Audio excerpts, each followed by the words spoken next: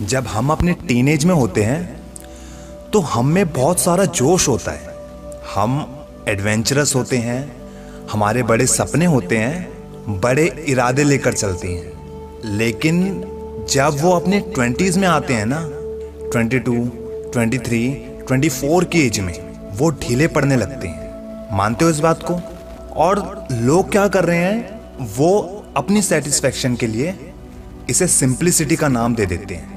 अपने खुशियों को, अपने शौक को लिमिट करके इसे मैच्योरिटी समझ रहे हैं अपनी। गधे हैं वो लोग जो सिंपल लाइफ के नाम पे कंफर्ट लाइफ की उम्मीद कर रहे हैं। बुढ़ापे तक ताली बजाते रह जाओगे। आई स्वेयर, जिस कंफर्ट को तुम खुद को मूर्ख बनाकर सिंपल लाइफ का नाम दे रहे हो, सुख भी दुख बन जाएंगे।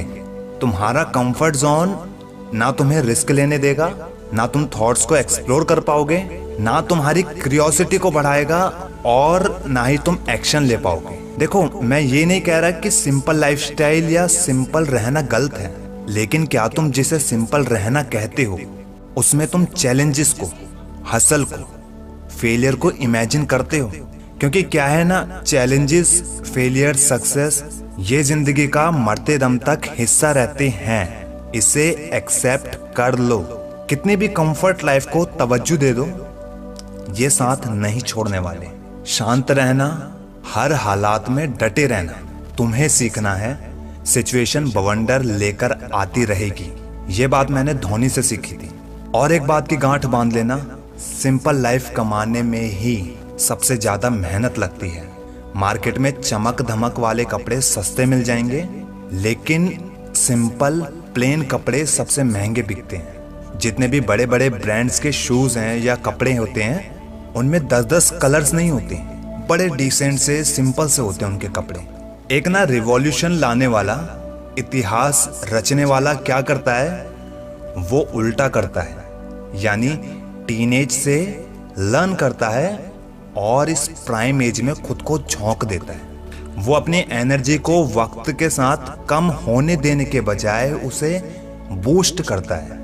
रिस्क पर रिस्क लेता है, दबा के एक्शन पे एक्शन लेता है, और फिर वो बन भी जाता है। बाकी जो मेजॉरिटी होती है, जिनमें बढ़ती एज का डर जागने लगता है, जो शरीर से पहले दिमाग से बूढ़े होने लगते हैं, वो छोटी मोटी जॉब पकड़कर शादी कर लेते हैं।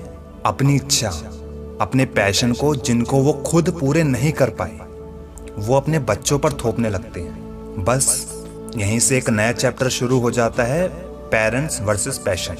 क्योंकि बच्चों का वक्त अलग होगा, उनके टाइम का माहौल, टेक्नोलॉजी अलग होगी, और इन्हीं से तो पैशन बनता है ना यार। तुम्हें खुद को झोंकना है, खुद को लेजेंड बनाना है अपनी नजरों में। कोई रीजन नहीं है, कोई एक्सक्यूजेस नहीं है, जितना भी है सब दांव पर लगा दो। ये लाइफ का फंडा है, जितने बड़े रिस्क उतना बड़ा प्राइस। बनना ना बनना, इनसे ऊपर उठो। क्योंकि अगर अभी भी तुम्हारे अंदर इस बात का डर है ना कि होगा या नहीं होगा, तो तुम आगे बढ़ ही नहीं रहे। अच्छा, तुम मुझे एक बात बताओ, मैदान में एक योद्धा जब युद्ध लड़ता है, तो क्या वो लड़ते समय भी ये सोचता होगा कि पता नहीं मैं जीतूंगा या हारूंगा? नहीं, वो युद्ध करने में बिजी है। वो अपना सारा फोकस युद्ध करने में लगा रहा है। और अगर वो इस बीच ये सोचने लगे ना, तो ध्यान भटकने से वो वैसे ही हार जाएगा। कहते हैं जिस मिर्च में मिर्ची ना हो, करेले अगर कड़वे ना हो, तो उनमें फिर मजा नहीं आता। यही सीन सक्सेस के साथ भी है। इनमें अगर प्रॉब्लम्स ना हो, फेलियर्स ना हो, तो सक्सेस किस बात की? मेहनत खुद में ही एक शुरुआत भी है और अंत भी है। जो जितनी कड़ी मेहनत करता है, उसे वो उतना ही अच्छा फील करता है। काम करने से कभी थकान नहीं होती, बल्कि काम ना करने की हमें थकान होती है, एक बेचैनी होती है। The biggest disease is not the leprosy और tuberculosis, but rather the feeling of being unwanted. मैंने कहीं पर एक कहानी पढ़ी थी कि एक बच्चा पालतू जानवरों की दुकान में पिल्ले खरीदने जाता है। वहां ना 4 पपीज साथ बैठे होते हैं, और हर पपीज की कीमत 1000 रुपए थी, लेकिन एक पपी कोने में अलग बैठा हुआ था। अब उस बच्चे ने जानना चाहा कि वो बिकाऊ है या नहीं है, और अगर वो बिकाऊ है तो वो इतना उदास क्यों है। दुकानदार ने उसे बताया कि इस पपी की टांग बचपन से ही खराब है, इसीलिए ये बिकाऊ नहीं है। और कोई भी इसे खरीदना नहीं चाहता। बच्चे ने पूछा, तो अब आप इसके साथ क्या करोगे? दुकानदार ने कहा कि इसे हमेशा के लिए सुला दिया जाएगा, यानी इसे मार दिया जाएगा। अब बच्चा ये सुन के घबरा जाता है। वो बोलता है कि क्या वो उसके साथ थोड़ी देर खेल सकता है?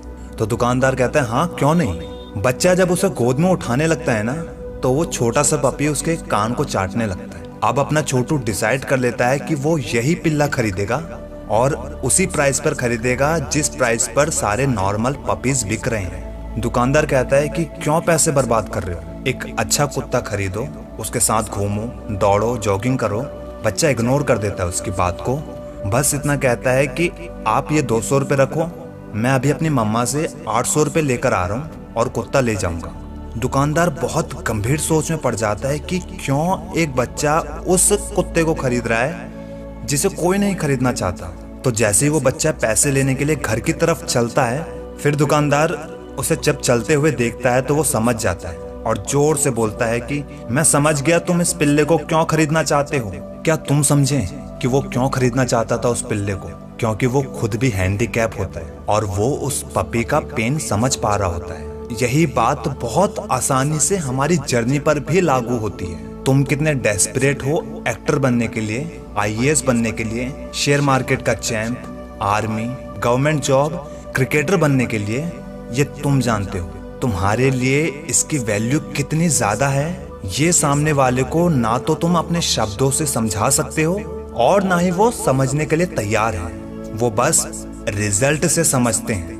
तुम भी अच्छे से जानते हो कि दुनिया रिजल्ट ही देखती है और तभी वो समझ पाती है कि तुम्हारे लिए ये कितना जरूरी है। लोग रातों रात सफल होना चाहते हैं, चाहे उसके लिए उन्हें कुछ भी करना पड़े वो करने को तैयार हो जाते हैं। यही उनकी सबसे बड़ी गलती है, क्योंकि जैसे ही मूल्यों की कीमत लग जाती है ना, वो मूल्य अपनी कीमत खो बैठते हैं और कोई भी फायदा इस नुकसान की भरपाई नहीं कर सकता। इसीलिए रातों रात कामयाबी की ख्वाहिश रखने से अच्छा है खुद पर भरोसा करो।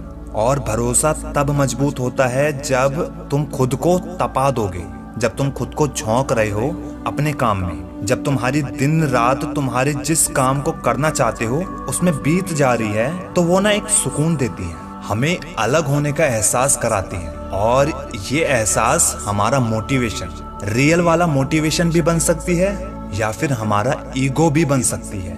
कैसे? आपका टैलेंट आपकी बड़ी ताकत सबसे बड़ी कमजोरी बन जाती है जब उसमें ईगो या उसकी अति होनी शुरू हो जाती है। टैलेंट आपके दायरे से बाहर निकलते ही वो कमजोरी में बदलना शुरू हो जाते हैं। एक सेल्समैन है, उसकी स्किल क्या है? कस्टमर को अपने बिहेवियर से, अपनी इंटेलिजेंस से इम्प्रेस करना। लेकिन जब वो इसका हद से ज्यादा इस्तेमाल करने लगता है ना, तो कस्टमर समझने लगता है कि ये बंदा मक्खन लगा रहा है और वो जो उसकी इंटेलिजेंस वाली बातें थी अब वो इरिटेट लगने लगती है, सिर्फ इसलिए क्योंकि उसने अति कर दी और लॉजिक को एनालाइज करना इग्नोर कर दिया। इसलिए मैं हमेशा कहता हूँ कि जो भी तुम करना चाहते हो उसमें हमेशा लॉजिक छुपा है, उसके पीछे का लॉजिक ढूंढने की कोशिश करते रहना, क्योंकि हर लॉजिक तुम्हारे माइंड की, तुम्हारी थिंकिंग एबिलिटी को बूस्ट करता है। मैं कहाँ सही जा रहा हूँ और कहाँ मैं गलत जा रहा हूँ, ये तुम्हारा एनालाइज तुम्हें बता देगा। और जब भी तुम्हारे अंदर कुछ जानने की इच्छा उठ रही है, क्यूरियोसिटी है, मैंने गलती कहाँ की, ये चीजें कैसे सही हो सकती है, मुझे जानना है भाई कि क्या रास्ता है इसको सही करने का, तुम्हें तुम्हारे जवाब मिलना शुरू हो जाएंगे।